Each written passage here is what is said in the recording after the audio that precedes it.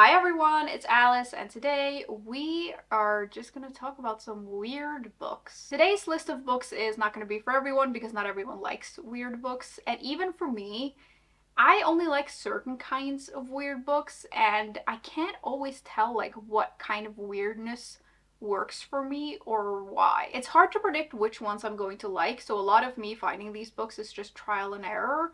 But I have also found that if I find someone else who likes the same weird books as me, if they mention a book, it is more likely that I will also like that. So that's kind of why I'm making this video, in case some of you have like overlapping tastes with me. You might find a new weird book to read. These really aren't for everyone, but I have a stack of books here and I'm just going to show them to you in no particular order. And we're going to start with one that is pretty well known, I feel, but it also splits opinions quite a lot. It's Bunny by Mona Awad. I'm realizing that it's gonna be a little bit difficult to really talk about why I like these books, because I feel like with these kinds of books, a lot of it is just like vibes, I guess, but we're gonna try. This one in particular, I did really like the vibes of this one. They are very weird, but there is also like a dark academia thing going on in this, which usually works really well for me. The story in here follows a woman who is a part of an elite writers program at this New England college, and her class is very small. It's just her and a few other people, and some of those people she absolutely hates.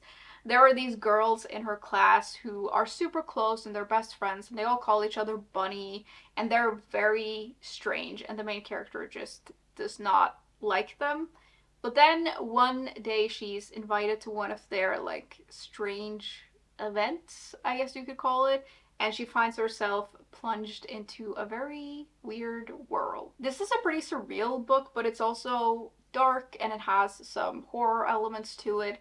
And the writing is kind of like dreamlike, but it sort of feels like a fever dream. And it becomes more and more that towards the end. And that kind of writing, at least in this, means that this is the kind of book where you're not really going to get all the answers and things get a little bit crazy and like vague at the end. And I think in order to enjoy that, you sort of have to go with the flow, which is what I did with this. For some reason, I was able to do it with this, even though I'm not always able to. And I ended up just really enjoying it. The second one is actually a little bit similar. It's Catherine House by Elisabeth Thomas. This is set at a school deep in the rural woods of Pennsylvania, and this school is known for producing some of the world's best minds. If you get in, tuition, board, and room is free, but you have to stay there for 3 years with no breaks. So there are no summer holidays, and you just have to stay there, and you don't get to leave at all. And we follow a main character who gets into the school, and then she gets there and she pretty quickly realizes that there is something darker going on. The thing is, that summary kind of makes it sound like the main character investigates what's going on at the school, and she kind of does, but she also kind of doesn't. She's very apathetic and kind of impassive, and so this is one of those books where even though stuff happens, it feels like a book where nothing really happens. The writing is also kind of like claustrophobic, and again, it has a little bit of that like dream like edge to it. And I think this is the part that loses some people, but for some reason, I managed to get really into this, and it's not the perfect book, but the vibes were just really good. I think if you've already read Bunny and you liked that one, there is a higher chance that you'll like this one. If you didn't like Bunny, I don't think you'll like this. And even if you did like Bunny, you might not like this, but I feel like there is some overlap in like the vibes, I guess. Another one that is all vibes is Lady Macbeth by Ava Reid, and I think in order to like this one, you sort of have to go into it with the right mindset. Even though this is like a loose like interpretation or reimagining of the story of Lady Macbeth, I think it's helpful to sort of just disregard that.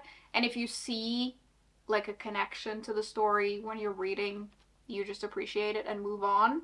I also really have to make the point that this book is like 80% vibes and atmosphere. Like that's most of the book. The story follows this woman, though, who marries a Scottish brute and tries to survive in his court, and she also has this weird, like, magical thing going on, and it's all very strange and sort of haunting. I really like this author's writing style, though. I think she's really good at creating atmosphere, and I love that in a book. Like, again, 80% vibes, and the vibes are immaculately made. I also really liked the main character in here, or I didn't necessarily like her, but I thought she was interesting to read about. So for me, this worked, but I know for a lot of people it doesn't. Then we have one of my favorite books. It's I, Who Have Never Known Men by Jacqueline Harpman.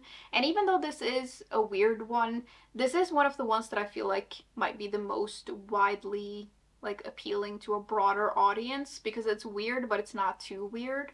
I think the thing with this is that you have to be okay with not getting all of the answers in this book, and you also have to be okay with reading about a main character that is a little different. The story starts off with us meeting the main character when she's living in a cage with 39 other women. They are underground, they don't know what they're doing there, they don't remember how they got there, and most of them only have like vague recollections of life before, and our main character has no memory of life before because she is the youngest in this cage. And they are constantly watched over by male guards who never speak to them, and the story sort of takes off when an alarm goes off one day, and we see what happens with all of that. I love this book, even though it's short, it's very impactful, and it's a book that I still think about all of the time. Then I have two books by the same author. Both of these are by Eka Kurniawan. So we have Beauty is a Wound and Man Tiger. Beauty is a Wound is an epic story spanning generations, and it starts off with us meeting this beautiful sex worker and her descendants. This is the kind of book that I kind of don't want to tell you too much about because I feel like going in blind is the best way because that's how I went into this book. But this is the kind of book that is very like sprawling. So it goes in all kinds of different directions and it's more like a spider web than a straightforward story. And I think maybe that's one of the reasons it doesn't work for everyone. It does start with a character rising from her grave though, so if that sounds intriguing, you might like this.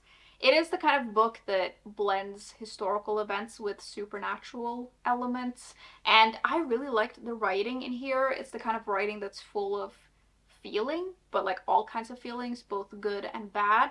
And even though it's been quite a long time since I read this book, I just remember really, really liking it. Man Tiger has some of the same vibes, but in a more compact format.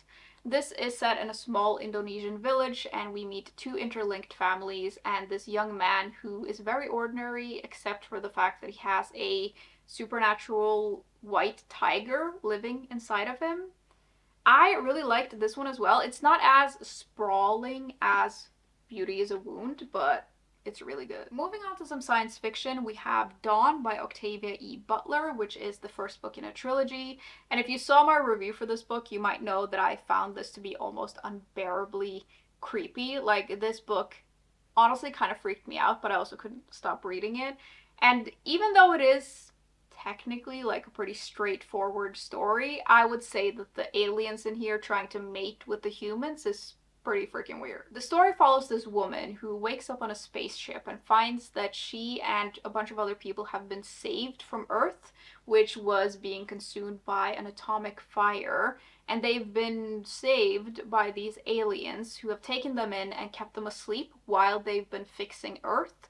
And now they can go back to Earth, like the humans can go back, except that the way that this alien species survives is that they find what they call primitive species and they mate with them. One of the things that makes this so weird and creepy is the way that the aliens in here are described, and like they are so terrifying and like horrible to look at, so much so that it takes the main character a really long time to even just manage to look at them because they are so like disgusting to look upon. And just the whole thing with that was so creepy to me, and I think about that constantly. Like, it's just so creepy. This is, despite all of the creepiness though, one of my favorite science fiction books that I've read because it really made an impact. Another weird sci-fi book is Ubik by Philip K. Dick, and I'll be honest, I find it very difficult to describe this book, but it follows a group of psychic security agents who go on this dangerous mission, and after they find that their reality is starting to unravel. And I realize that's not a lot to go on, but I also do feel like going in blind in this book is like the best way to read it. I really liked the world that this was set in, even though it was a little bit confusing most of the time. And this is, interestingly, one of those books that I like more now than maybe when I finished it. Like, I had to think about this book quite a lot and like digest it before I ended up actually really liking it. So when I finished this book, I wasn't totally sure, but then I kept thinking about it, and that's sort of what did it for me. I think this is a book that I would like a lot more, even on a reread when you're sort of in tune with what's going on. And it's interesting. It's sort of like we're very much in the world of like paranoia, which is just interesting. Then we have another classic that is arguably pretty weird, but it's also actually really sad. It's Metamorphosis by Franz Kafka. And I'm sure you've heard of this book. It's about this man who one day wakes up and finds himself transformed into a huge insect. And the story is about how he copes with that or tries to cope with that, and also how the people around him try to cope with it. This particular edition that I have also has another two stories in this, but the story I'm talking about is specifically just the Metamorphosis story.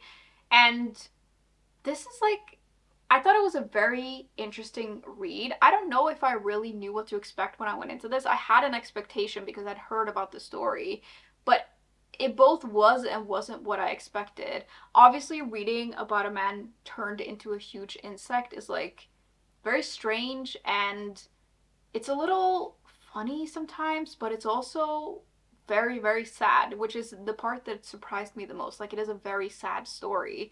And it's like a weird story, but it's also weirdly human. Next, we have The Unworthy by Agustina Bazterrica, which is kind of like literary horror, I guess you could call it. It follows this woman who lives at this convent, and she is like a lower ranking member of this sacred sisterhood, and she's deemed an unworthy.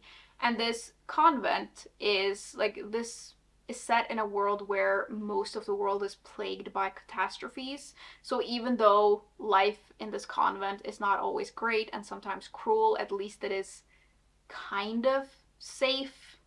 But is it though? And the story follows this main character who, her whole like world shifts once a stranger joins the convent from the outside and challenges her views on a lot of things and really makes her think about what's actually going on. And the story is about what happens with all of that. This is again one of those books where I'm not entirely sure why this worked for me, but it did. I really liked it. I think a part of it is the writing style. It's also like unsettling and dark and kind of unique, and the writing has like a claustrophobic feeling to it. But this is again one of those books where not everything is explained, and you sort of have to try and piece things together yourself, and slowly you get like a view of what this place is and what's really going on. But you don't necessarily get all of the answers, but it's very unique and pretty dark. We then have The Dumb House by John Burnside, which again you could, I guess, call literary horror. It follows a man who is obsessed with language and what that means to humans, and this leads him to recreate an old experiment using his own children. So he basically takes his own kids and isolates them from the world so that they are never exposed to language, because he wants to see what happens. This one is more on the psychological side of things, and I think one of the reasons that this book is so interesting is that the main character is very detached from what's happening, and what he's doing makes perfect sense for him. But when you're reading it and you're looking at it from the outside, you realize how unsettling it actually is and how wrong it is. And I once heard someone describe this as It's a book about a nightmare told by someone who doesn't realize that it's a nightmare, and I think that's the best way to like sum up this book. Next, we have another two books by one author. These books are by Sayaka Murata. So we have Convenience Store Woman and Earthlings. And these books are a little bit like love or hate, I think, or like this author is a little bit love or hate, but I love her books. And I don't know what that says about me, but I'm kind of a weird chick, so it makes sense. Convenience Store Woman is pretty well known. It's about this woman who works in a convenience store, and she's always been a little different than everyone else, and she doesn't really fit in, but she's really found her purpose working in this store. But then that doesn't live up to other people's expectations of her, so people in her life start pressuring her about maybe finding a husband and having kids, and the story is about what happens when she tries to do that. The main character in this one is a little bit strange, maybe especially because of the way that she experiences the world, but I thought that was really interesting, and I think this is an interesting exploration of what a meaningful life is, and I think about this book a lot. Earthlings is a little more out there than Convenience Store Woman, I would say. I think Convenience Store Woman is a little bit easier to digest than this book because this is like weirder and darker. It's a little hard to describe, but the story follows this woman who, when she was a girl, she thought she was an alien from another planet, and she gets into this situation with her cousin that has a lot of consequences, and then we meet her again as an adult when she's trying to fit in like a normal person, but under the surface there is a lot brewing. In a way, it is sort of like a coming of age story, but it's a really twisted and dark and sad one. And there is actually quite a lot of sad things in this book, but it also delves into some taboos that I think could be pretty disturbing for some readers. And this is one of those books, like, I don't know who I would recommend this to, really. Like, I wouldn't easily recommend this to someone that I didn't know, but I really liked it for some reason. Second to last, we have The Magic Toy Shop by Angela Carter, and it's been a good while since I read this book, but I remember it being weird, but I really liked it. It follows this girl whose parents die, and she's sent to live with her uncle, who is a toy maker and a puppeteer, and she suddenly finds herself in this strange world. This is more weird in the direction of like the fairy tale-esque. It has a little bit of like a dreamlike quality to it. It has some gothic vibes to it. And I don't remember that much from the story, but I remember really liking it. I really should reread this book actually. And I just remember it was weird, but I really liked it. Lastly, I of course have to mention one of the OG weird novels. It's Alice's Adventures in Wonderland by Lewis Carroll. And I'm sure I don't need to tell you what this is about, but it follows a main character named Alice who one day sees a rabbit in a waistcoat and follows it down a rabbit hole and finds herself in a strange upside down world filled with all kinds of creatures and characters. This book is like taking acid. Like, what even is this? I think we forget how weird this book actually is because it's a classic and it's so well known. But this book really is crazy. Like, this whole world that we see. And it's a little absurd and nonsensical sometimes, but it's also very creative. And this whole world is just very interesting. That was the last book in my stack though. Those were all the books that I had to talk about today. Now, like I mentioned, I realize these recommendations are not for everyone, but I wanted to make this video for my fellow weird folk out there. So if you're one of them, I hope you enjoyed this. Also, if any of you have any recommendations for weird books, let us all know in the comments. And that was kind of it for today. As always, thank you very much for hanging out with me today, and I will see you soon. Bye!